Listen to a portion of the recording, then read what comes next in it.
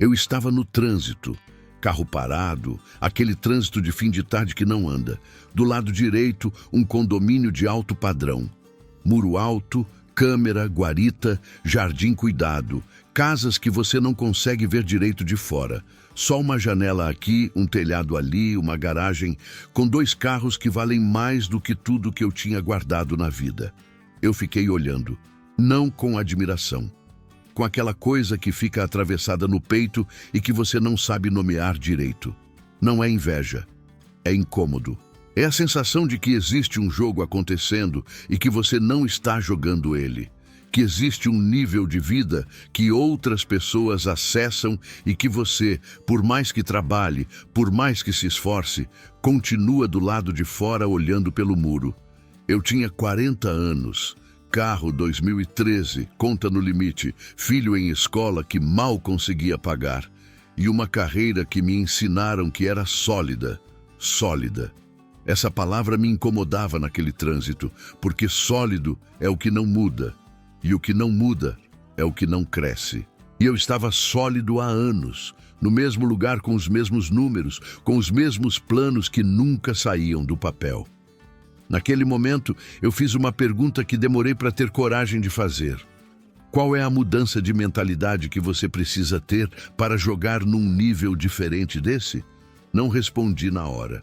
Mas a pergunta não foi embora, e foi ela que me levou até o Flávio Augusto. E foi o Flávio Augusto que me mostrou que o problema nunca foi falta de esforço, foi falta de visão. E que a prisão em que eu vivia não tinha grade, não tinha cadeado, tinha salário, benefício e a promessa distante de uma aposentadoria que cada vez fica mais longe. Esse vídeo é o que eu aprendi, o que estou fazendo, e o que pretendo mudar até o final de 2026. Não é aula, é confissão. Me chamo João, tenho 41 anos, sou mineiro e trabalho no mercado financeiro. Não vim aqui te ensinar nada. Vim dividir o que aprendi com alguém que me ensinou a enxergar o que eu não estava conseguindo ver sozinho. Se você está incomodado com a vida que tem, não com os outros, com a sua, esse vídeo é para você. Deixa o like, se inscreve no canal e fica até o final. Tem um comentário secreto lá que só vai fazer sentido para quem acompanhou tudo. Deixa eu te contar como eu cheguei naquele trânsito. Fiz tudo o que me ensinaram. Estudei, me formei, entrei numa boa empresa, fui subindo, virei gerente. Salário que a maioria das pessoas olharia e diria: esse cara está bem. E eu estava bem. No sentido mais perigoso que essa palavra pode ter, bem o suficiente para não mudar, bem o suficiente para achar que o desconforto era temporário, bem o suficiente para continuar acreditando que um dia, quando o salário aumentasse mais um pouco, quando as dívidas fechassem, quando as crianças crescessem, ia sobrar espaço para construir algo diferente. Só que esse dia nunca chegava. Porque bem o suficiente é uma armadilha. Você não está mal o bastante para mudar, mas também não está bem o bastante para chegar onde quer. Fica num meio termo confortável que vai consumindo os anos sem que você perceba. Eu me olhei nos 40 anos e fiz a conta que devia ter feito antes. Se eu continuar exatamente assim, mesmo ritmo, mesmo emprego, mesma lógica, onde vou estar com 65? 65. Que é a idade que o sistema promete que você vai se aposentar, que é quando, depois de 40 anos trabalhando, você finalmente vai receber uma parte do que contribuiu, reduzida, corrigida para baixo, insuficiente para manter o padrão que você tentou construir a vida inteira. E ninguém conta isso antes. Ninguém senta contigo aos 25 anos e diz: olha, esse caminho que você está tomando tem um destino. E o destino é medíocre. Eu descobri isso sozinho. Tarde. Com 40 anos, no trânsito, olhando para um muro. E aí, eu fui buscar quem tinha respostas que eu não encontrava no meu próprio círculo.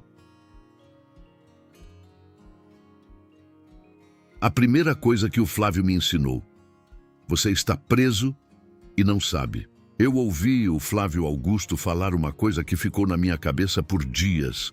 Ele disse que as pessoas se sentem presas e que a libertação começa na mente, em desmontar uma série de conceitos que você aprendeu sobre segurança, INSS, estabilidade, benefícios. Quando eu ouvi aquilo, meu primeiro instinto foi resistir. Eu não me sentia preso. Eu tinha escolhido aquele caminho. Tinha estudado para aquilo, tinha o orgulho da carreira que construí, mas aí ele falou uma coisa que não deu para refutar. Ele disse que o sistema não garante nada para ninguém, que ele escraviza as pessoas e dá migalhas para elas no final da vida, fazendo-as se sentirem seguras por esse sistema, e que isso é uma propaganda enganosa. Propaganda enganosa. Eu fiquei um tempo sentado com essa frase.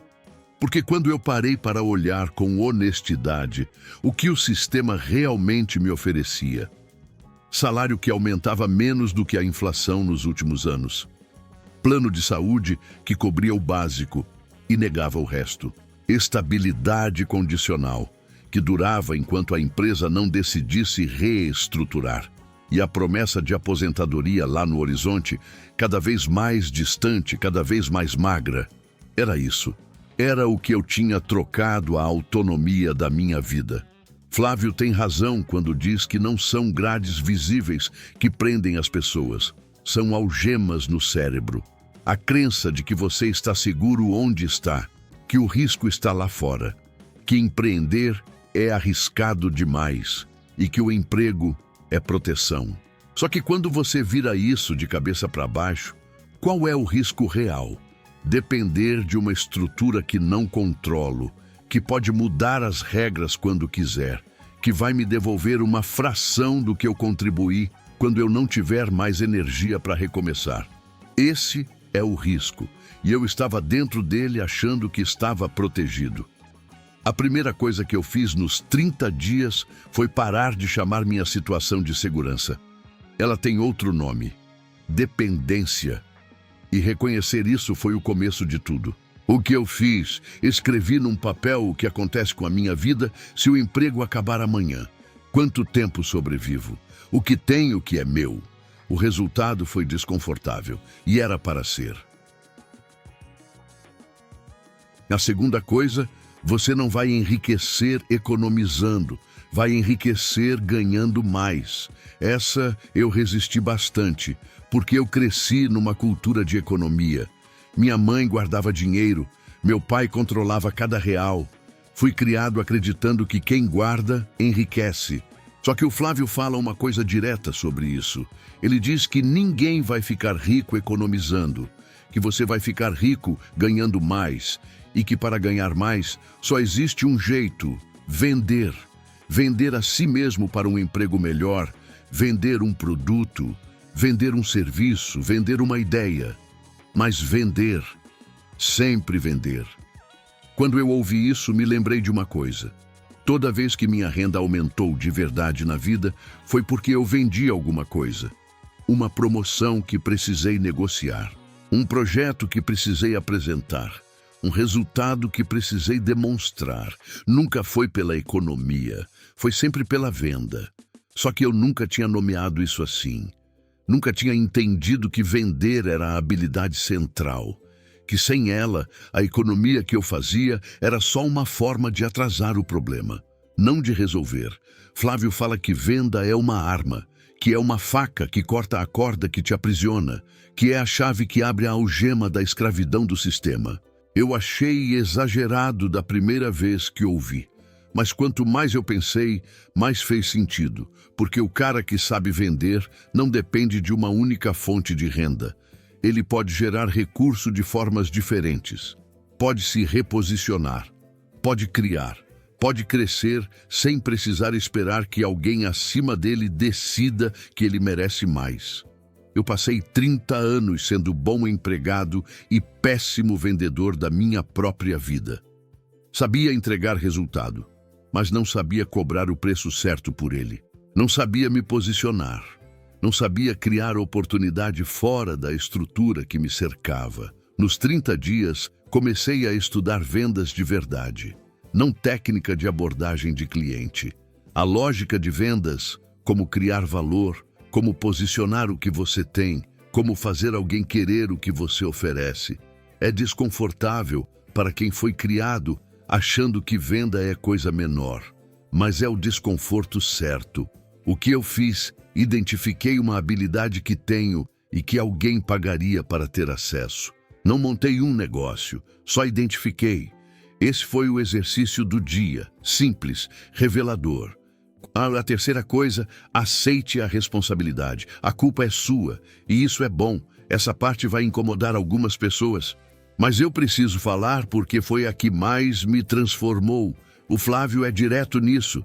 Ele diz que o pobre não é pobre porque quer, mas que também não é pobre porque é vítima da sociedade.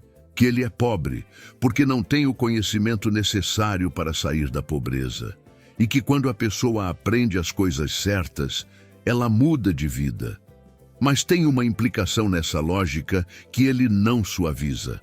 Se o conhecimento muda a vida, e você tinha acesso a conhecimento e não buscou, a responsabilidade é sua. Quando eu ouvi aquilo, meu instinto foi listar tudo que estava fora do meu controle.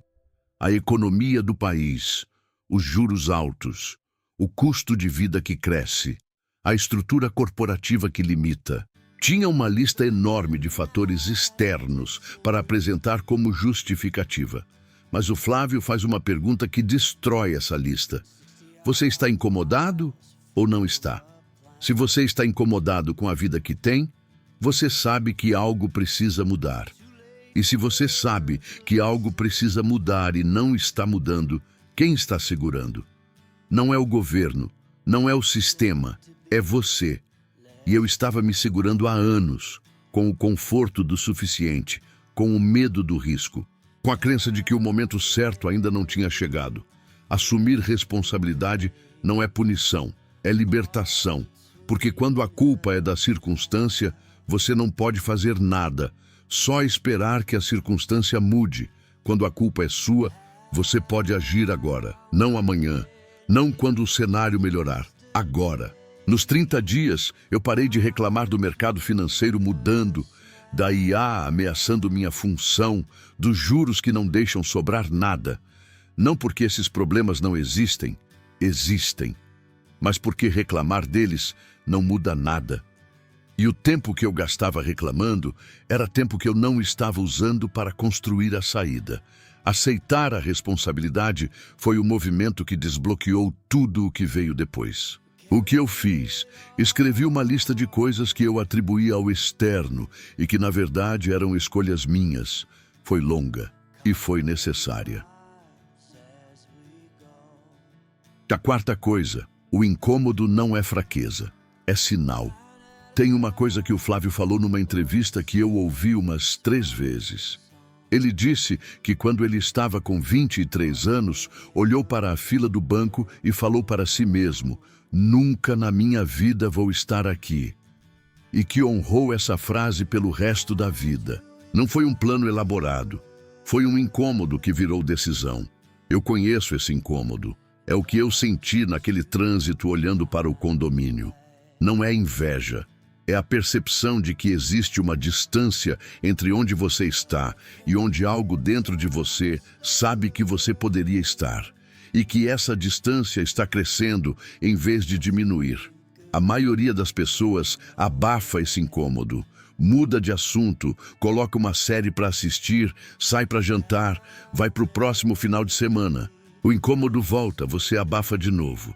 E vai vivendo assim, com um ruído de fundo que nunca some e que você aprendeu a ignorar. O Flávio ensina que esse incômodo é o sinal mais importante que você tem. Que ele existe porque alguma parte de você sabe que está jogando num nível abaixo do que poderia, e que abafar esse sinal é a pior coisa que você pode fazer, porque o sinal vai embora, não imediatamente, mas vai. E quando vai, leva junto a energia que você precisaria para mudar. Aí você chega nos 50, nos 60, olha para trás e não sente mais o incômodo, só a resignação. Resignação é o incômodo que desistiu. Eu não quero chegar lá, Então, nos 30 dias, eu parei de abafar o incômodo.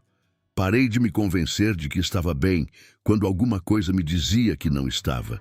Comecei a usar o desconforto como bússola. Se algo me incomoda, é porque existe uma lacuna entre onde estou e onde quero estar. E lacuna não é para ignorar, é para trabalhar. O Flávio tem razão nisso. O incômodo é combustível. A questão é se você vai usá-lo antes que ele esfrie. O que eu fiz? Identifiquei o incômodo principal que eu estava abafando. Escrevi com clareza. Não o incômodo genérico de querer mais, o específico. O que exatamente me incomoda quando paro e olho honestamente para a minha vida. Esse exercício durou 1 hora e valeu meses. A quinta coisa, o desafio que você se impõe define a velocidade da sua vida. Essa é a parte que mais me surpreendeu no Flávio. Ele conta a história do apartamento. Tinha 23 anos, estava abrindo a segunda escola. Não tinha entrada para comprar o imóvel que queria. Fez uma proposta absurda, esperando que o vendedor dissesse não, e o vendedor disse sim. Aí ele olhou para a esposa e perguntou se ela garantia a primeira parcela no cheque especial, porque as outras ele ia garantir na venda. E garantiu. O apartamento virou trampolim. A pressão de ter que pagar virou combustível para vender mais. E 2 anos depois, ele comprou uma casa que valia 50 vezes mais do que o apartamento. Quando eu ouvi essa história, minha reação foi: esse cara é irresponsável. Mas aí ele explica o que eu não tinha entendido. Ele diz que só fez isso porque sabia que podia vender, que sob pressão ele rendia bem. Que não foi irresponsabilidade, foi confiança na própria capacidade, testada e comprovada. E aí a pergunta que ficou para mim foi outra. Qual é o desafio que eu me impus nos últimos anos que exigiu que eu crescesse para sustentá-lo? A resposta foi nenhum. Eu tinha vivido dentro dos limites do confortável. Nunca me coloquei numa posição em que precisasse crescer para sobreviver. Nunca assumi um risco que exigisse mais de mim do que eu já estava entregando. E por isso eu estava no mesmo lugar. O Flávio diz que tudo aconteceu rápido na vida dele porque ele se desafiou rápido. Casou cedo, empreendeu cedo, vendeu cedo, se desafiou cedo. E aí, com 52 anos, ele fala de coisas que aconteceram com 23 como se fossem ontem, porque ele mantém vivos dentro de si os elementos que o trouxeram até lá. Nos 30 dias, eu defini um desafio real, não um objetivo confortável, um compromisso que me força a crescer para cumprir, que tem prazo, que tem consequência se não cumprir, e que exige que eu seja diferente do que sou hoje para chegar lá. Não vou contar qual é, não porque é segredo, mas porque o desafio tem que ser seu. O meu não serve para você. O que eu fiz? Defini o desafio. Escrevi o que preciso desenvolver para cumpri-lo. E comecei no mesmo dia, não na segunda-feira, não no começo do mês. No mesmo dia. Deixa eu te mostrar 2 homens com 40 anos. Mesma cidade. Mesmo ponto de partida, caminhos diferentes. O primeiro, funcionário sólido, carreira construída com esforço real, salário que paga as contas, família estruturada. Na aparência, tudo certo. Por dentro, incômodo que não passa. Sensação de que o tempo está passando mais rápido do que o progresso. Conta que não fecha com folga. Férias parceladas. Carro que precisa trocar, mas não consegue sem financiamento. Plano para mudar no próximo ano, quando as coisas estabilizarem, quando os filhos crescerem, quando o mercado melhorar. Com 65 anos, esse homem se aposenta com 60% do último salário, que já era insuficiente para o padrão que ele queria manter. Olha para trás e sente que trabalhou muito e construiu pouco que é seu. O segundo, mesmo emprego por enquanto, mesmo salário, mesma família, mas com uma diferença que não aparece em nenhuma planilha. Ele parou de chamar a situação de segura e começou a chamar pelo nome real. dependência. E aí começou a construir uma saída paralela. Não larga tudo de uma vez. Não tem base para isso ainda. Mas está desenvolvendo a habilidade de vender. Está identificando o que sabe que tem valor fora da estrutura onde está. Está se desafiando em pequenas coisas que constroem o músculo para os desafios maiores. Não tem resultado para mostrar ainda. Tem direção. E direção com 40 anos vale mais do que resultado sem destino. O Flávio Augusto diz que a diferença entre quem muda de vida e quem fica travado não é inteligência, não é talento, não é nem mesmo recurso. É a disposição de se desprender do sistema, de aprender a vender, de aceitar a responsabilidade, de usar o incômodo como combustível em vez de abafá-lo. Essas coisas não custam dinheiro, custam desconforto. E desconforto é o único preço que o sistema não consegue parcelar para você. O primeiro homem vai continuar confortável o suficiente para não mudar. O segundo vai continuar incomodado o suficiente para não parar. Eu escolhi ser o segundo. Essa escolha foi o que mudou. Aprendi.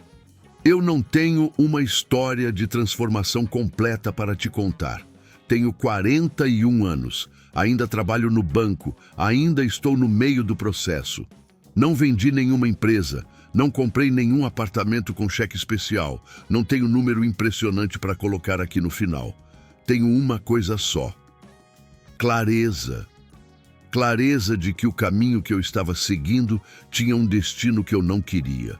Que a segurança que eu achava que tinha era dependência disfarçada de estabilidade, que o incômodo que eu sentia no trânsito não era fraqueza, era o sinal mais honesto que a minha vida estava me dando, e que eu podia escolher ouvir esse sinal ou continuar abafando. O Flávio Augusto me ensinou que libertação começa na mente, que antes de mudar qualquer coisa de fora, você precisa desmontar o que está dentro. As crenças sobre segurança, sobre risco, sobre o que é possível para alguém como você.